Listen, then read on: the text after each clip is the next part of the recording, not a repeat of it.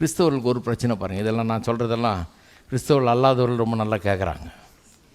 வீட்டுக்கு வீடு பாருங்கள், டிவி ஆன் பண்ணி வச்சுட்டு நல்லா உட்காந்து கேட்குறாங்க. அவங்க கிறிஸ்தவங்களே இல்லை, ஆனால் நல்லா கேட்பாங்க. சொல்கிறது கரெக்டாக இருக்குதுங்கன்றாங்க.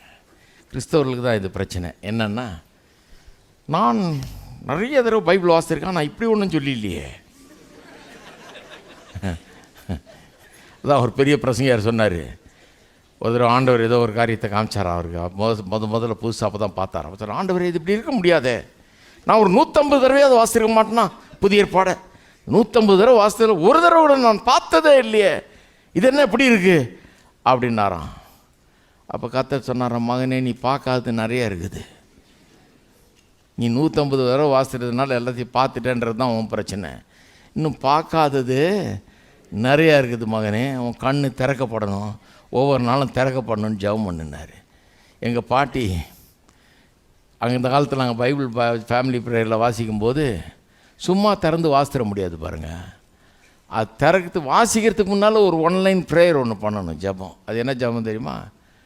உடைய வேதத்தின் அதிசயங்களை நாங்கள் காணும்படி எங்கள் கண்களை திறந்தள்ளணும். 119ஆம் சங்கீதத்தில் ஒரு வசனம் வருது, 18ஆம் வசனம் நினைக்கிறேன். அந்த வசனத்தை சொல்லணும். உங்களுடைய வேதத்தின் அதிசயங்களை நாங்கள் காணும்படி, வேதத்தின் அதிசயங்களை நாங்கள் காணும்படி எங்கள் கண்களை திறந்தள்ளணும். ஆமேன் அப்படின்னு சொல்லிட்டு தான் வாசிக்கணும்.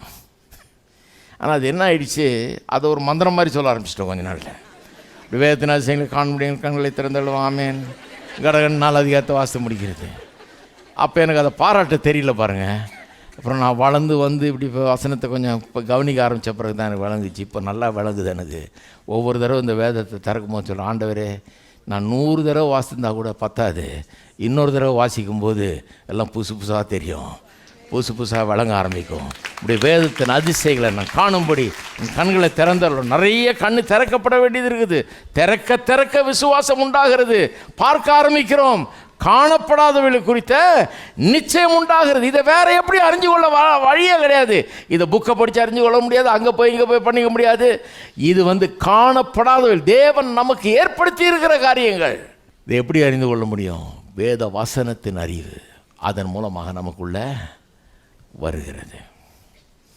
இது வந்துருச்சுன்னா வெற்றி பின்னாலே வந்துடுது, நிறைவு வந்துடுது, சுகம் வந்துடுது, ஜெயம் வந்துடுது. உலகத்தை ஜெயிக்கிற ஜெயம் விசுவாசம்.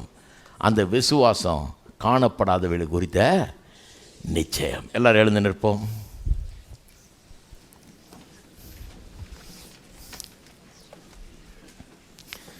ஸ்தோத்திரம்.